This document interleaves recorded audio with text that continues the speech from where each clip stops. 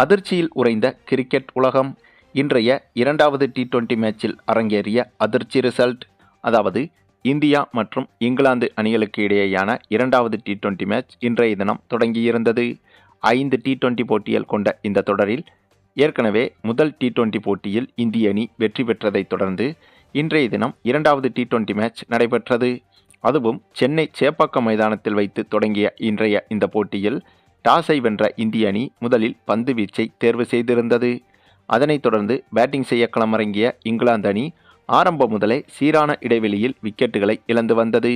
ஆனாலும் கூட மறுபுறம் இங்கிலாந்து அணி கேப்டன் ஜாஸ் பட்லர் மட்டுமே நிதானமாக விளையாட, இதனால் 20 ஓவர்கள் முடிவில் இங்கிலாந்து அணி 9 விக்கெட்டுகள் இழப்புக்கு 165 ரன்கள் வரை எடுத்திருந்தது.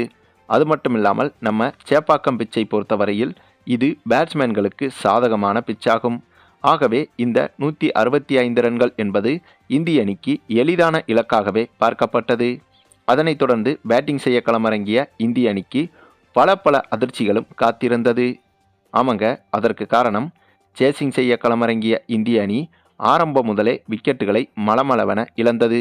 திலக் வர்மாவை தவிர மற்ற அனைத்து பேட்ஸ்மேன்களும் சொற்ப ரன்களில் விக்கெட்டுகளை இழந்து பெவிலியன் திரும்பினார்கள்.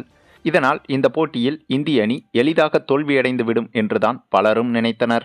ஆனால் திடீரென திலக் வர்மாவோடு ஜோடி போட்ட நம்ம தமிழக வீரர் வாஷிங்டன் சுந்தர் வந்துட்டு பேட்டிங்கில் விஸ்வரூப அதிரடியை வெளிப்படுத்தி அடுத்தடுத்து சிக்சர்கள் பவுண்டரிகள் என பறக்கவிட, இதனால் தோல்வியின் விளிம்பில் இருந்த இந்திய அணி திடீரென வெற்றி பாதைக்கு திரும்பியது. அந்தளவுக்கு நம்ம தமிழக வீரர் வாஷிங்டன் சுந்தரின் அதிரடி என்பது அதல பாதாளத்தில் இருந்த இந்திய அணியை மீட்டெடுக்க உதவியது. இதனால் தனி ஆளாக போராடி கொண்டிருந்த திலக் வர்மாவுக்கு தனது முழு சப்போர்ட்டையும் கொடுத்து இந்திய அணியை வெற்றி பாதைக்கு திருப்பிவிட, அதன் பிறகு என்னதான் இந்த போட்டி கடைசி வரை திரளாக சென்றாலும் கூட இறுதியாக இந்திய அணி இந்த போட்டியில் வெற்றி பெற்றது. அதாவது திலக் வர்மாவின் நிதானமான ஆட்டம் மற்றும் வாஷிங்டன் சுந்தரின் அதிரடி ஆட்டம் என இரண்டும் சேர்ந்து இந்த போட்டியில் இந்திய அணிக்கு வெற்றியை பெற்றுக் கொடுத்தது. அதிலும் கடைசி நேரத்தில் திலக் வர்மாவின் விஸ்வரூப அதிரடி என்பது இந்திய அணியின் வெற்றியை 100% உறுதிப்படுத்தியது என்பதும் குறிப்பிடத்தக்கது.